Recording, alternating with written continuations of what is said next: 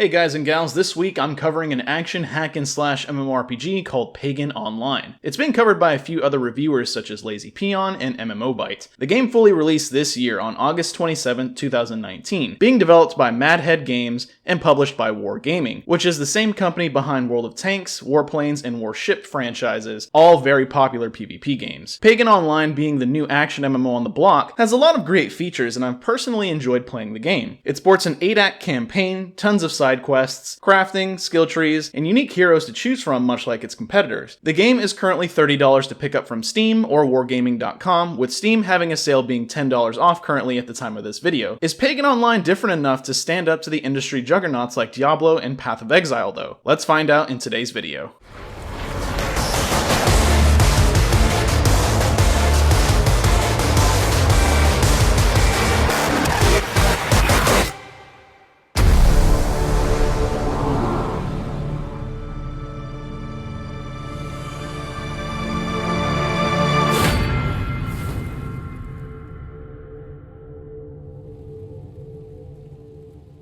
Pagan Online began early access on April 18, 2019, and then, as stated earlier, was fully released August 27th of this year. It was first announced back in November of 2018, having a relatively fast release window within a year. However, don't let that fool you. Pagan Online clearly had a lot of talent and care put into its presentation and gameplay because the game feels great to play. Graphically, the game is appealing to look at with its colors, various effects, and great artwork. The game's music also has a very familiar feel to it, like many of these action RPGs. Most will sound very similar to Diablo, which will make any veteran to that game feel right at home. Story-wise, Pagan Online has somewhat of a God of War tale to tell, but in an opposite direction. You as the hero have fallen in battle and have been resurrected by a twist of fate to restore order to the land and bring back the gods that have gone missing. While it's not anything groundbreaking in storytelling, it is very fun to play through as you watch the lore unfold before you as you play, giving you the feeling of wanting to play one more quest just to find out what happens next. So while the art, music, and story is good, I think most of us would ask, is the gameplay good? Like most action hack-and-slash MMOs out there, Pagan Online does have a very good combat system to experience with 10 unique heroes to choose from currently. Each hero plays very differently from one another, and with how the game's progression works, you will be playing all 10 at some point in your Pagan Online career. As you play, you choose one hero to begin with from the start and unlock more as you progress through the game's campaign and mission structures, with the option to try out any other hero before you choose who you unlock next. Each hero has their own unique skill trees to theorycraft, with gaining 1 skill point per level up, with additional skill points earned from endgame content. The max level is 30 currently, with most of your progression coming from your gear score called Might,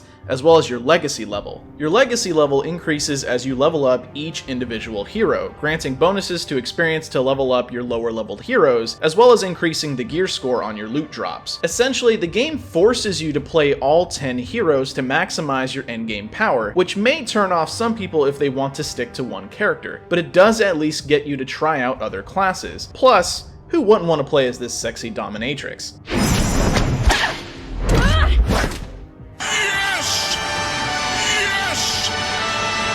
To further emphasize hero customization besides unique builds within the skill trees, each hero also has 4 unlockable costumes to choose from to give yourself a bit of flavor, as well as a handful of unlockable colors for each costume. This is a feature I wish other MMOs within the hack-and-slash genre had, since I always like making my character look unique beyond making my own unique hero like you can in most other MMORPGs. As you play the campaign in Pagan, you will start to unlock everything that Pagan has to offer. Things like side missions, assassinations, which are boss rushes that allow you to unlock heroes, hunts that are daily repeatable quests, crafting for endgame gear, the item vendor where you can sell items, and then finally the threat quests that will require you to have high gear score and most likely a party to play with. While that does sound like a lot of content to experience, and truly it is, a lot of it will feel repetitive the more you play. When you boil Pagan's content down, you have several types of missions to play through: campaign, survival, defense, patrol, expedition, assassination, and then endgame content consisting of things like the Battle Gauntlet. Campaign is obviously the story of the game, which currently is mostly going to be a solo experience. Survival is a mission structure in which you fight waves and waves of enemies,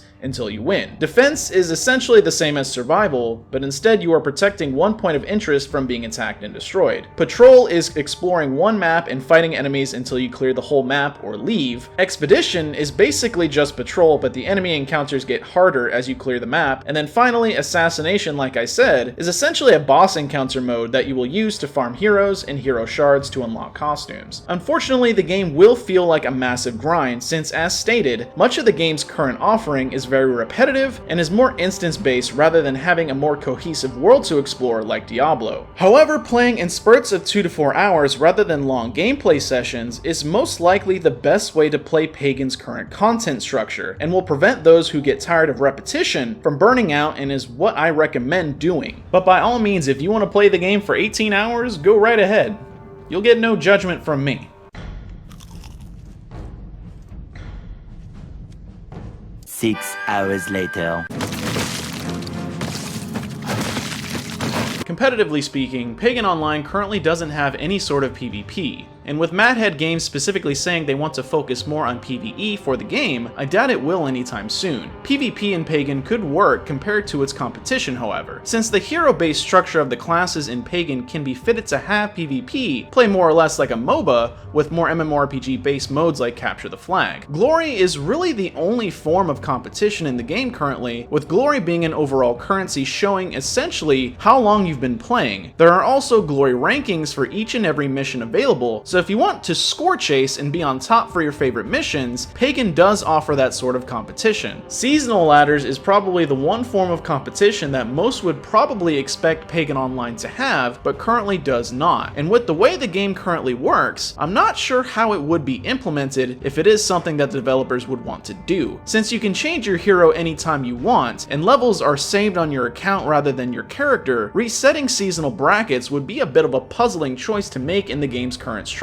Pagan seems to want to go for more of a standard MMORPG approach with a hack and slash gameplay hook to keep fans of that genre playing. For what it is, I think it definitely works with things like raids, titles, pets, and other features still being developed and coming in the future. So with all the positivity I'm giving the game, I'm sure some of you are ready to jump the gun and dive in. Sadly, I do have to share the current state of the game's population. It's practically a ghost town. Steam charts would show that even on a good day, Pagan only averages about 100 players online at a time. It seems that after launch, the game did have a healthy player base and then massively dropped the month following. Many would probably chalk this up to the lack of co-op play the game presents, with much of the content largely being a solo experience. While yes, the content that the developers have released recently and have planned is for co-op, they definitely missed the mark upon launch, with many saying the game was simply released too early and should have stayed in early access for a couple more months. It pains me to say that considering the game is so caringly made and is oozing so much potential and charm, I'm wondering how it can get more players online. The game just has no marketing behind it either, like the World of Tanks franchises do. I've seen tons of commercials for World of Warships and tanks, but obviously there is zero for Pagan.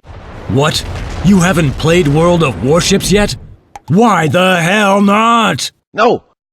I don't want that. Truthfully, it makes sense to do that considering that game is going to be Wargaming's bigger moneymaker, but unless they give Pagan more of a chance, I can see it staying in the low population it is now. It could also drive people away because it's buy to play rather than free to play. While I commend the developers for having literally no cash shop, which is outright amazing in 2019, I could possibly urge at least offering maybe a trial version to get more people enticed to play and get them off the fence about buying it. The last point I want to make about the game as well is probably one that is small, but worth bringing up. The control scheme is largely different than other hack and slash RPGs, since you move with the WASD keys rather than the mouse. Personally, I found this so much better to play since I was able to strafe much easier, and it overall made the combat a lot more engaging. However, I could see this potentially being an issue in the future if Madhead Games wanted to port this to consoles, which they should definitely do in the future if they want to drive up the population. Anyways, these are my final thoughts. The game is simple and fun to play and should definitely be familiar to anyone who plays the hack and slash genre. If you like Diablo and Path of Exile, you should like Pagan. Pagan's Discord tends to have some of the developers and publishers online ready to answer any questions you may have, as well as take feedback. I can always give a thumbs up to any developer that is willing to listen to their player base to make the game better. The design of each hero is great, and personally I really like the choices currently presented here. Whether it's Demir the young druid or Valeria the dual-wielding crossbowman, someone here will definitely become your favorite. I was genuinely shocked to see the amount of restraint the developers have when it comes to a cash shop not being in the game. It would be all too easy for Madhead Games to offer simple things like costumes for each hero, and while that could happen in the future, there is no cash shop at this time. Just pay for the game and you have everything. Lastly, updates are coming at a steady pace, which is good to see. To me, that means that the game will not be given up on for quite a while and gives hope to finally have a player base the game deserves. While $30 to $20 isn't necessarily a daunting price for some people, I can see why some may be hindered to pay the purchase price. Right now, the only way to get an idea on if you would like the game is either Pagan's website or by watching YouTube videos like this one. So yes, the game is fun, but I do have to admit, it's repetitive, especially in the quest department. Content doesn't really open up more until endgame, which a lot of players will largely never see, unfortunately. If you play MMORPGs for PvP, you may want to look elsewhere. Madhead Games have stated that PvP isn't necessarily off the cards, but it's not something they plan to work on anytime soon. Some of Pagan's features like crafting or the vendor feels a little half-baked. While you can get tons and tons of loot from doing quests, it would be nice to have a rotating equipment list on the vendor as well as a recipe list for crafting to help players who are starting out. It's a bit weird for the vendor to only be selling health potions, especially when they're so plentiful on quests. It really does suck to say this, but it is a bit jarring to see the game in such low populations. In my time that I played, I would occasionally see players, but absolutely no one said a word. I even tried to chat with some people online, but still never got a peep. The game needs a more vocal player base, and while yes, most people will try to group up using Discord, any new player that sees that the game essentially feels dead may be deterred from playing further. In my opinion, Madhead Games should give incentives for people to stream Pagan, offer stream partnerships, giveaways, any sort of player incentive to have free promotion from their player base would go a long way, especially when other games do it. And that is my video on Pagan Online. After watching this video, would you like to give Pagan Online a try? Do you currently play the game? Have you been interested in Pagan Online before, or have you simply never heard of it? Leave a comment down below. I respond to every single comment on my channel, so let's start a discussion. If you want to support my channel and the content I make, consider leaving the video a like and subscribing to the channel. Trust me, it really helps, and our community has been growing very well recently. I also have social media sites like Twitter and Discord in the description down below if you would like to follow me on those sites. Lastly, as always, I want to give thanks to my loyal supporters who have been watching my content and give feedback. You guys are amazing. Anyways, that is all for this video, and I will catch you in the next one.